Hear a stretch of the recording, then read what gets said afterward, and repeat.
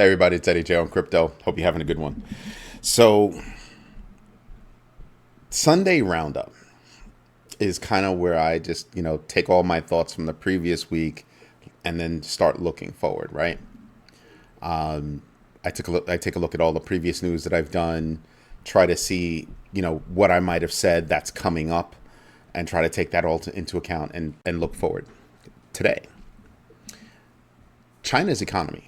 I told you about how the BRICS nations are, it's a nice little thing they got going on. I'm a tad bit skeptical. I mean, it is possible that the US dollar can get, dethroned. It's definitely possible. There are a lot of countries that are, that are getting involved or want to be involved with BRICS. Monaco just joined or just announced that they want to join. I mean, Monaco, really? Huh. But I also sit back and I go, Russia is in a shambles when it comes to their economy.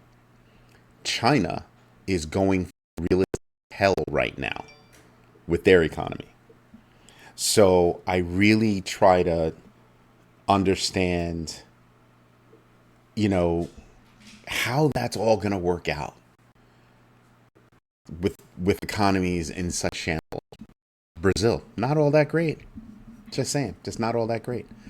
But with that economy looking, not so great, I also take a look at the United States economy. United States economy is not outstanding, but it doesn't look like we're necessarily going to hit a recession, right?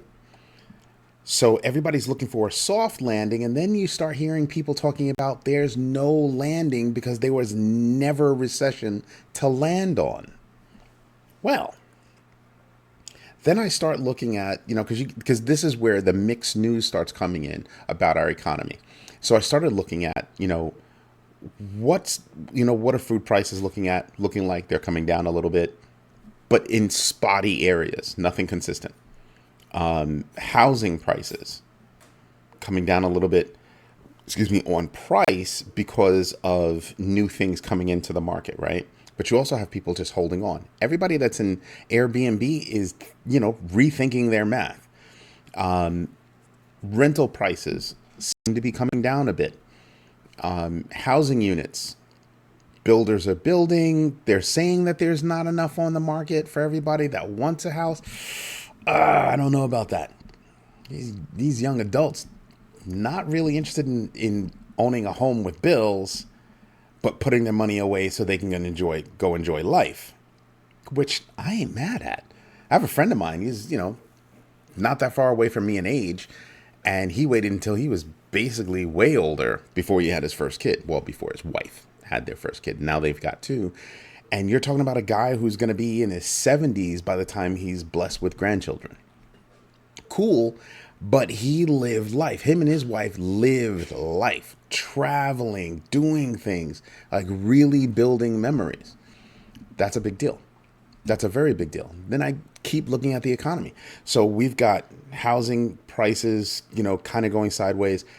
They're talking about, analysts are saying, listen, this is not necessarily going to bode well. Housing prices are taking a dive in different markets.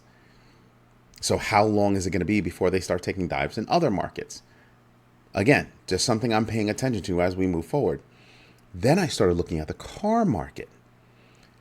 Analysts like the ones at UBS are saying, listen, we're predicting that there could be a 6% oversupply, which could cause price wars, which means that you could be seeing deals. I could have sworn I saw a deal for Honda where their interest rate was really low for moving their cars. And I'm sitting back and I'm going, well, you have used car prices not doing all that well. You have new car prices.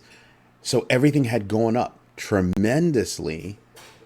Car dealerships selling way over, MSRP, the sticker price. And I'm going, wow, this is not going well. But everything that goes up must come down sooner or later. And that's what I think is going to happen. So the suggestion that I'm seeing from everything is, don't make me any significant purchases for a little bit. let's see how it plays out. Let's see how it plays out. At least for cars, I'm thinking, well, I have a daughter that needs a car, and we're starting to see those used car prices come down a little bit. And even if you finance a used car, if the price that you're getting it at is small enough, you might be able to get really good financing. So just an idea on a vehicle that can last a while. But the housing market has me perplexed. I was listening to the All In podcast, and one of the guys was like, listen, commercial real estate is having problems from a monetary standpoint, from liquidity standpoint. All these companies going out there buying these multifamilies and doing construction to build them up and all that good stuff. 2 to 3 year loans. Now they've got to go refinance and get bigger loans. And he was like, yeah, even I was told I wanted $9 million for a property. They're telling me they'll give me credit for 2.4 on this property, and I'll have to collateralize the rest. Whoa! What? This guy's a billionaire. Or at least hundreds of millions, but I think he's a billionaire. And I sat there and I was listening to that, and I was like, yeah, the housing prices are, being different. And then we're still going through turmoil with all these companies that are saying you must have a butt in a seat, meaning come back to the office. And then you have other companies saying, yeah, you keep making your people come back to the office and we'll keep sniping them. And I'm going, some of those companies that want these people to come back to the office are really looking for people to leave anyway. They're looking for that dip, right? Number of people that will wind up leaving because they have to come back to the office, and that's going to help them, drop some numbers. So what I'm also seeing is that, well, it's highly possible that they don't get the numbers that they thought they were going to get, and then after that have layoffs. But the employment market is still hot.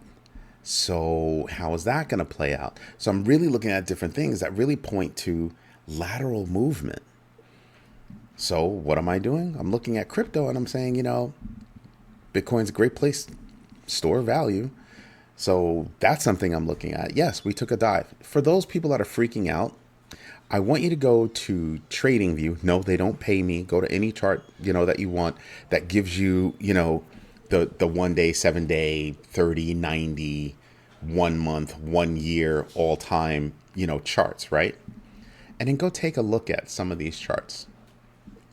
Our downward move right now is not really all that big. It's not really all that big. So it's not worrisome to me. Yes, we're down below where my price point was, where my floors were. But I also sit back and go, this is, to me, a serious buying opportunity. If you've been paying attention, you can see that there are a lot of companies out there, institutions, major institutions that are really getting into it. So when you look at these major institutions getting involved with, Bitcoin, everybody's filing for Bitcoin spot ETFs. You have companies that are really putting big money into DeFi. And I'm not talking about small players getting involved in DeFi. I'm talking about big, deep dollars getting involved in DeFi. When you look at that, that's when you start to realize this is your buying opportunity. That's what it told me, so that's what I'm trying to do. That's what I get my kids to try to do. Take advantage of this buying opportunity. But I want to say happy birthday to my son. Today's his birthday. That's why this is going to be short today. If you have any questions, you like what I'm doing, just drop me a note. Greatly appreciate it. Hope you have a good one. I love you, son. Bye-bye.